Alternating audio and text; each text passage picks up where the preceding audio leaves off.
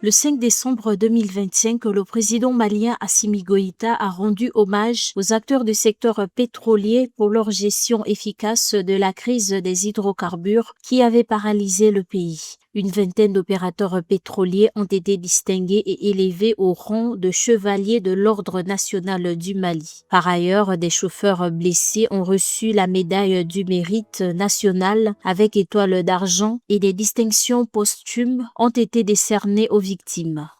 Excellences, Monsieur le Président, en cette occasion solennelle de reconnaissance pour le mérite de notre effort commun, nous voudrions remercier nos parents, nos amis et l'ensemble du peuple malien pour leur encouragement et leur accompagnement pour une sortie heureuse de cette crise des hydrocarbures.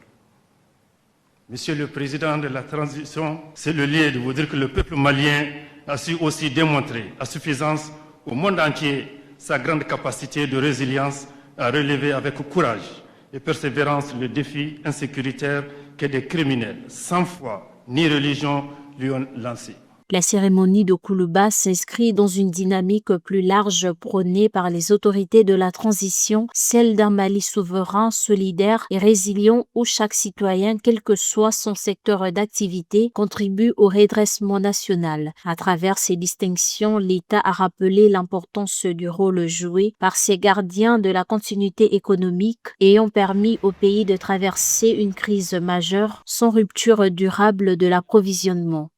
Monsieur le Président, Excellences, nous nous félicitons de cette marque de reconnaissance nationale et nous nous engageons à jouer notre partition sans faille